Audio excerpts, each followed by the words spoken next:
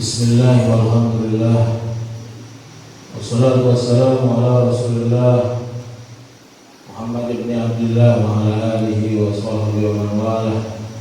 La hawla wa la quwwata illa billah. Asyhadu an la ilaha illallah wahdahu la syarika lah wa asyhadu anna Muhammadan abduhu wa rasuluh la nabiyya wa la rasula ba'dah. Subhanaka la ilma lana illa ma 'allamtana innaka antal alimul hakim. Rabbi shrah li sadri wa yassir li amri wahlul 'uqdatam min lisani yafqahu qawli. Amma ba'd. Hadratul mukarramin wal muhtaramin yang sama-sama kita muliakan, guru kita bersama Al-Mukarram Ad-Da'i Allah Al-Ustaz Idris Al-Banjari, yang sama-sama juga kita muliakan guru kita Al-Ustaz Ashful Anwar, dan sama-sama kita muliakan guru kita Al-Ustaz Sofyan Hadi yang jauh-jauh datang dari Taman Raja, yang sama-sama kita muliakan para alim dan ulama, tuan-tuan guru yang hadir pada malam hari ini, namun tidak sempat kami mengucapkan satu persatu namanya, namun tidak mengurangi takzim dan takrim kami kepada antum sekalian. Segala puji bagi Allah yang sudah mengumpulkan kita di majlis yang dimana majlis seperti ini disebutkan oleh Rasul sallallahu alaihi wasallam adalah Raudhah min riyadil jannah, taman dari taman-tamannya surga. Alangkah ruginya orang yang tidak mau berlama-lama di taman-taman surga. Kira-kira di sini mau masuk surga atau enggak? Mau? Tidak? Ada yang tidak boleh? Ibu mau masuk surga? Nah, rajin-rajinlah main di tamannya surga. Dan majelis kita pada malam hari ini di Pondok Pesantren Darul Islah ini adalah kita melatih diri kita, jiwa kita, pikiran kita, akal kita, bahkan nafsu kita. Kita didik agar dia suka duduk di majlis-majlis seperti ini, karena majlis ini adalah taman dari taman-tamannya surga. Yang paling dibenci oleh syaitan, iblis dan para tentaranya adalah majlis seperti ini. Ya. Jadi kadang-kadang kita ngantuk hadir majlis seperti ini. Ini adalah bentuk ruqyah. Jadi jangan jauh-jauh mau ruqyah. Kalau mau ruqyah datang tiap malam Ahad di Pondok Pesantren Darul Islah. Insya Allah yang bersarang di hati, yang bersarang di pikiran, di kepala Anda, insya Allah lambat laun akan segera melemah dan menyerah kepada kita, dan akal yang akan memimpin kita. Amin Allahumma amin. Nah, hadirin yang dimuliakan Allah Subhanahu wa taala,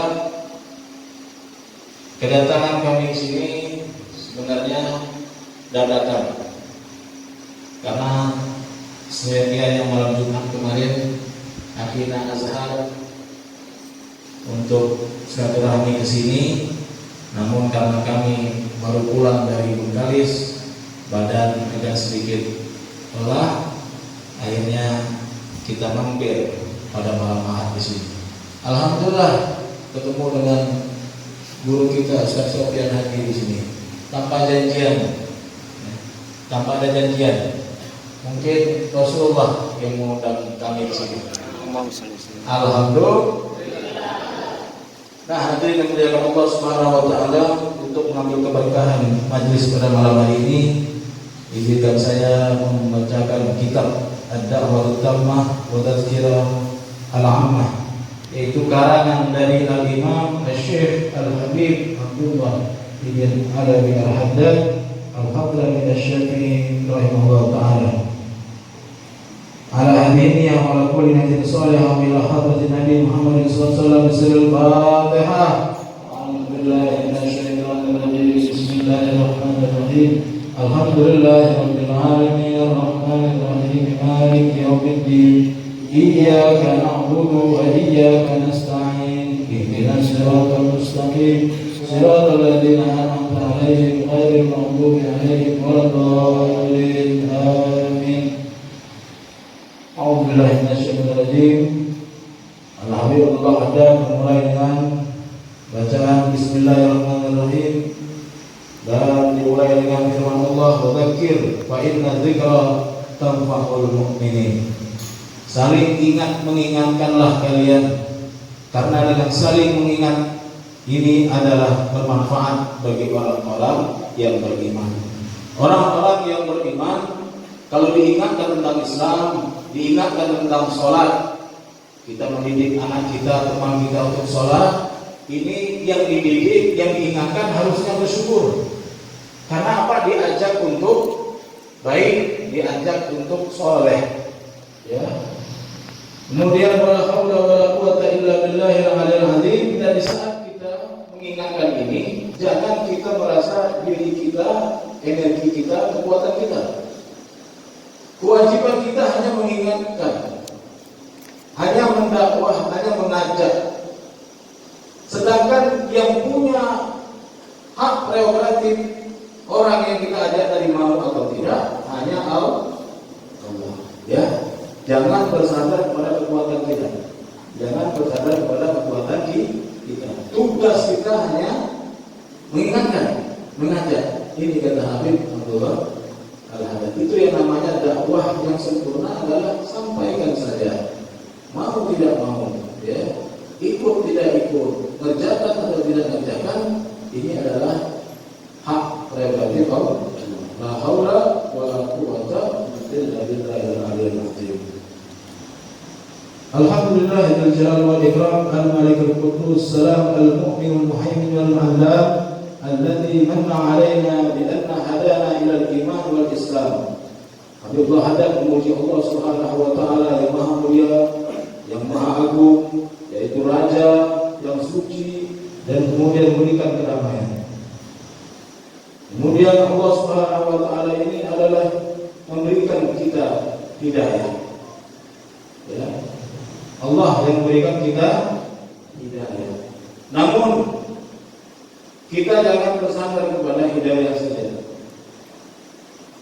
Di mana sering kita dengar taufik wal hidayah. Taufik ini adalah pantaskan diri kita untuk menerima hidayah tersebut. Bagaimana memantaskan diri menerima hidayah? Hidayah ini petunjuk dari Allah. Allah itu maha suci, apalagi petunjuknya tentu juga suci. Maka pantaskan diri kita untuk mendapatkan petunjuk hidayah Allah Subhanahu wa taala. Sebagaimana kita pada malam hari ini memantaskan diri kita sebagai umat Nabi Muhammad sallallahu alaihi wasallam. Memantaskan diri kita untuk berjumpa dengan Rasulullah. Malam ini kita mantaskan diri kita, insyaallah tidak mati kita kecuali mimpi Rasulullah. Kita sedang mantaskan diri. Ini guru kita Ustaz Idris mengundang kita di sini, yuk pantaskan diri kita ini benar-benar bisa nanti nggak malu bisa ketemu Nabi Muhammad kekasih Allah. Dan tidak ada syafaat kecuali syafaat Nabi Muhammad Sallallahu Alaihi Wasallam. Makanya sebelum kita mendapatkan hidayah, pantaskan dulu diri kita ini, cocokkan diri kita dulu, cocokkan diri kita ini agar tidak mendapatkan syafaat Rasulullah Sallallahu Alaihi Wasallam. Karena amal kita juga bisa dibanggakan nanti di hadapan Allah. Amal kita ini tidak bisa dibanggakan, karena orang masuk surga bukan karena amal, tapi bahkan karena rahmat Allah Subhanahu wa taala. Dan rahmat teragung yang Allah berikan untuk kita adalah Rasulullah Sallallahu Alaihi Wasallam. Wa ma arsalnaka illa rahmatan lil alamin. Tidak aku utus engkau Muhammad kecuali rahmat bagi alam semesta. Alam semesta begitu besar, jagat raya begitu besar.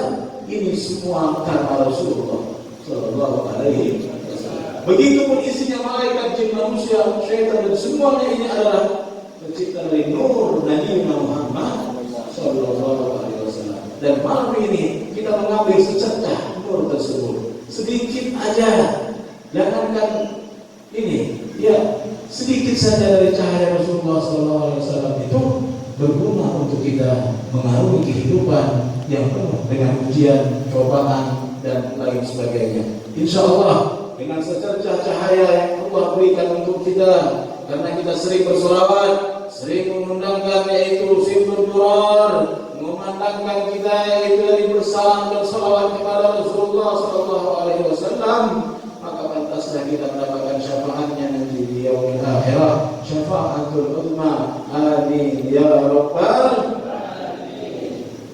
Wa ja'alna min khairi ummah ukhrijat lin-nas. Dan sungguhnya Allah Subhanahu wa taala menciptakan kita ini, ya, min khairi ummah, kita ini adalah sebaik-baik umat. Karena siapa? Karena kita adalah umat Nabi Muhammad sallallahu alaihi wasallam. Wa bayyana fi kitabil azizil mubin. Kemudian juga Allah menjelaskan untuk kita di dalam kitabnya yang agung, yang mulia, yang sudah sangat-sangat jelas. Wa ala lisan rasulih shadiqil amin, yaitu dengan lisan rasulnya as-shadiqil amin, yaitu yang jujur lagi dipercaya. Syara'id-din minal furud wal ahkam, ya. Kemudian dalam Al-Quran tersebut banyak disebutkan syariat-syariat tentang hukum-hukum agama dan tentang hukum-hukum syariat yang Allah kupas di dalam Al-Quran tersebut. Wa manahil halal wal haram, dan kita mengerti mana yang halal, mana yang haram.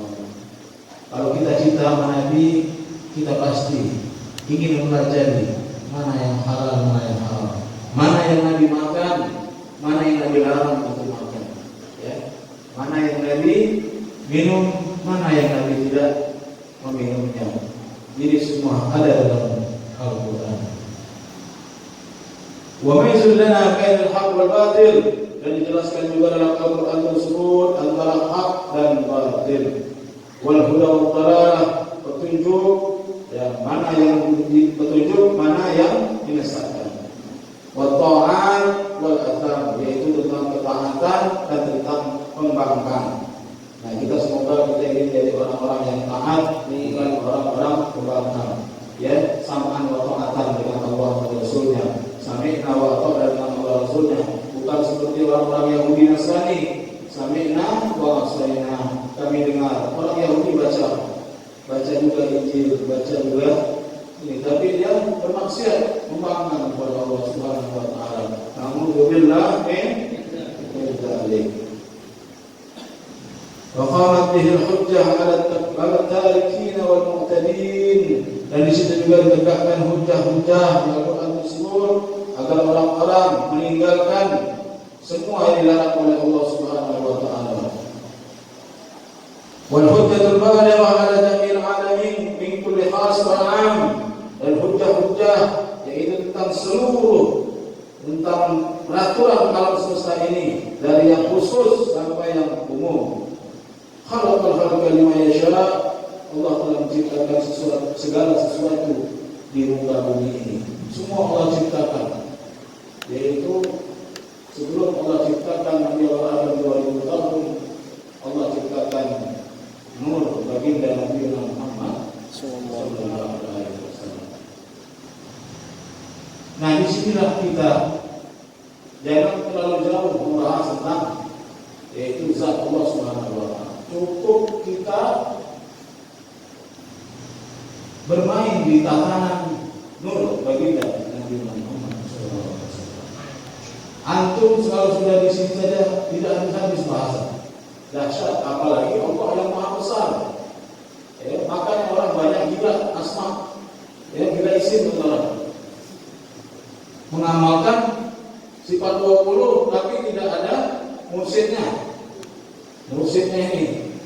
Kadang-kadang ada mursyid, tapi mursyidnya ini yang mengajarnya kepada keteledoran, membahas tentang akhirnya meninggalkan syariat. Ya, tidak sholat lagi. Ya. Baru baca al-hikam sudah tak sholat. Ada, ya. Ada dalam al-hikam itu dikatakan zayyinu nafsika bil maksiyah. Hiasilah dirimu dengan maksiat. Ini kan berbahaya kalau diartikan oleh orang-orang yang tidak ngerti. Tapi kalau ada mursyidnya, maksudnya apa? Engkau itu merasakanlah dirimu tersebut selalu dalam dosa, maksiat. Jangan sudah taat langsung merasa, aku paham, aku ini masuk dalam kebaikan iblis. Maksudnya apa? Merasalah kalian itu banyak loh dosa.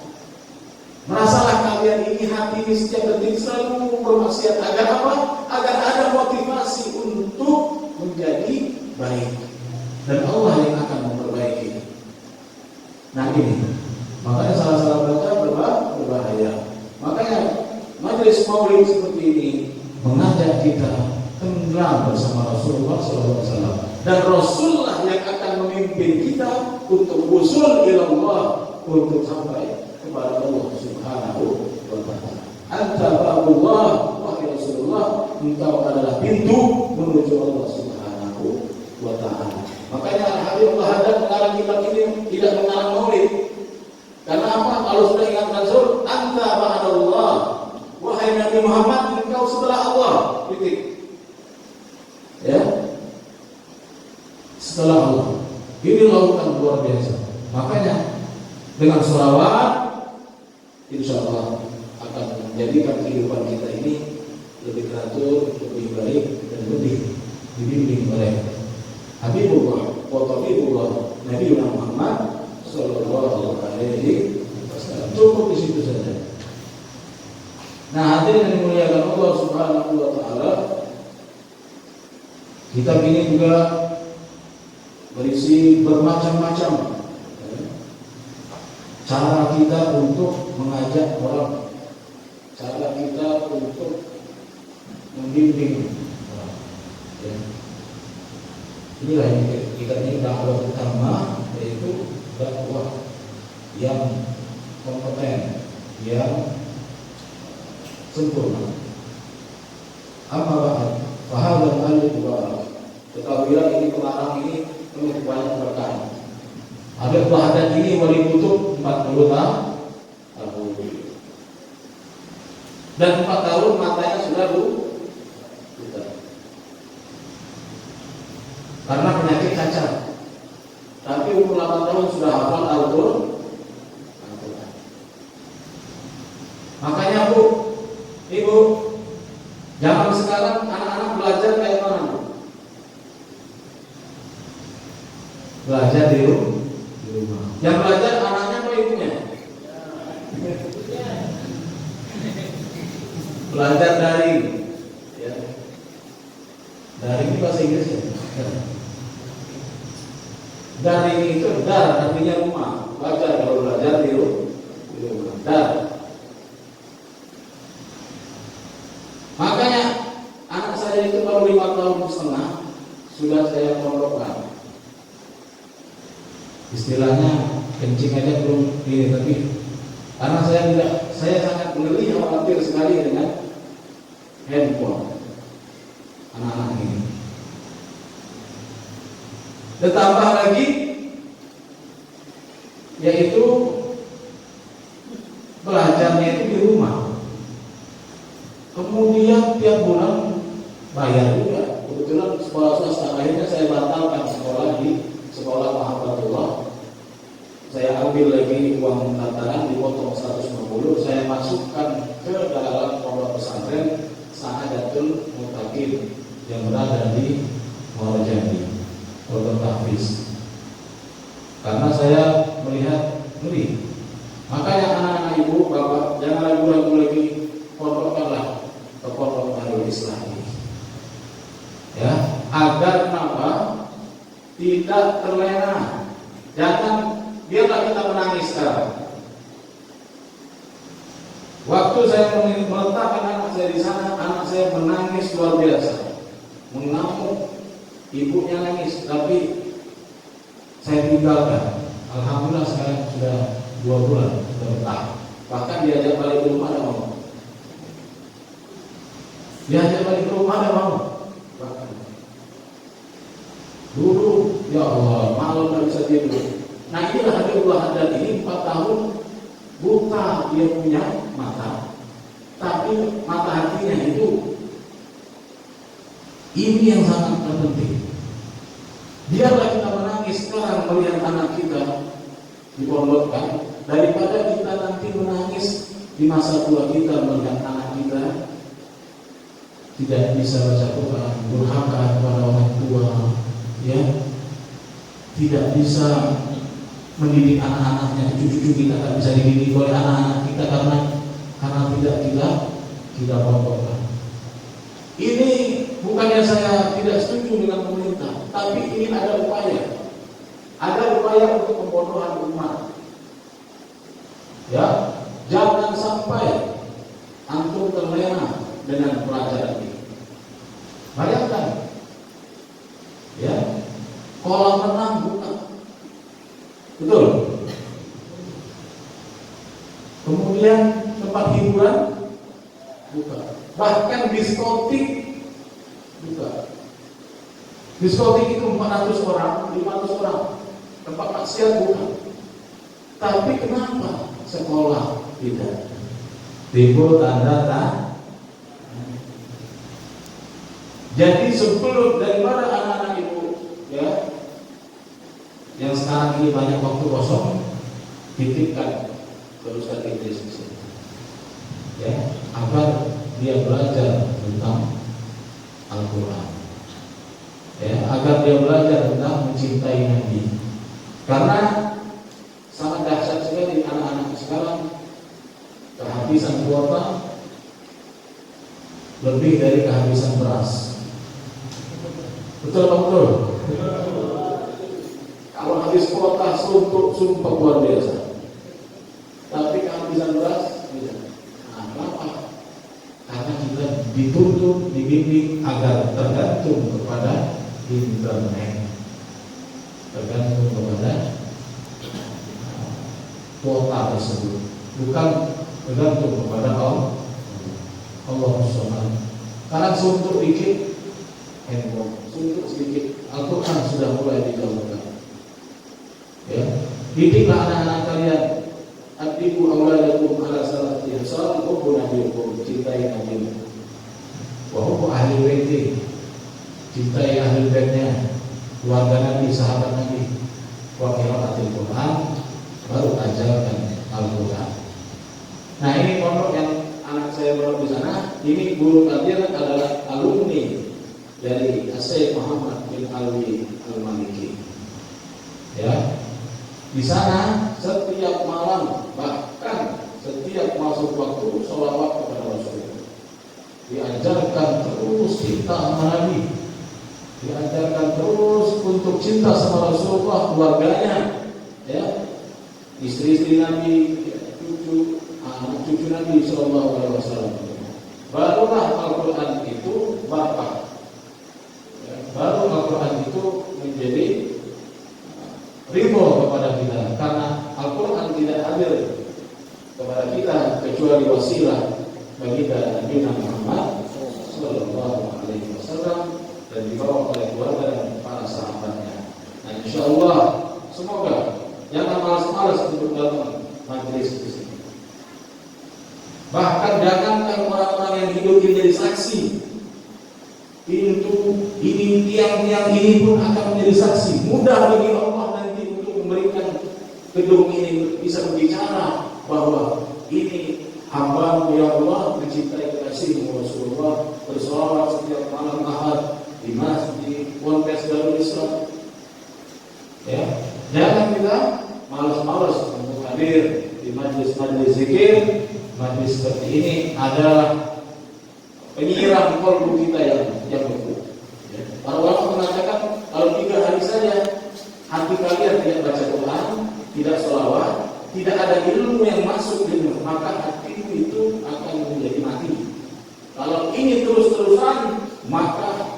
kita akan menjadi busuk bangkai. Makanya para sahabat dahulu berkumpul seperti ini, tidak satu pun kecuali menyebut nama Rasulullah SAW. 1 sampai 10 bahkan 100.000. Majlis yang tidak disebutkan nama Nabi adalah majlisnya bangkai. Makanya walaupun kita kadang-kadang duduk terlena, ada yang minum segala macam, saat lupa jangan lupa untuk baca salawat.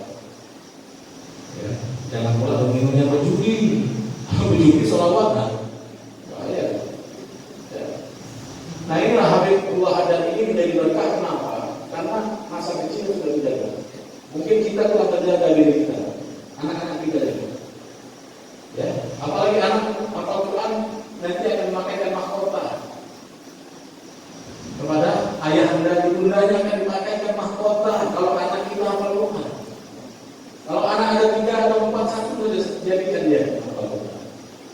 Ya, guru kami Abdullah Sayyid Amin Najib ini sudah membuka pondok tahfiz Quran khusus.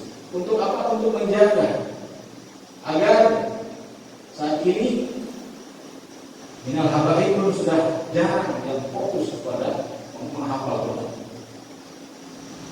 Ya. Cara menghafal Quran ada metodenya. Dan sekali lagi saya ingatkan, keberkahan dalam Al-Quran ini tidak lain tidak bukan dengan terus menjaganya dengan sholawat. Ya. Menghafal gampang, tapi menjaganya, murojaahnya, ini yang susah. Apalagi keluar rumah sudah maksiat. Mata kita, telinga kita, bahkan pendapatan kita, namun bilang kali kadang ada subhat masuk juga yang haram, namun gitu. Ya. Ada juga riba dan lain sebagainya. Ini yang membuat susah. Maka dari itu, yang kecil anak kita harus didik. Bukannya keras, tapi disiplin, tegas. Agar kita ini tersenyum. Ibu mau nggak tersenyum nanti di alam kubur? Ini hadirin nih, mau nggak tersenyum nanti di alam kubur? Oh. Karena alam kubur ini penentu. Kalau di kubur kita sudah susah karena gembuk malaikat, maka perjalanan berikutnya akan makin susah. Kalau di kubur ini alhamdulillah, maka pada mahsyar, yaumul hisab, ya, di sirat, insyaallah akan kita. Penentunya di alam kubur. Dan anak-anak kita adalah qurratul ain yang akan menjadikan kita ini, mengirimkan kita pada yang sedih. Kalau anak kita, saya pernah ini pengalaman hidup saya. Teman saya ada 5 anak laki-laki. Salah satunya teman saya yang saat ayah andanya wafat, tidak satu pun yang bisa mengazankan bapak. Tidak bisa satu pun. Ada yang bisa azan, aku salah.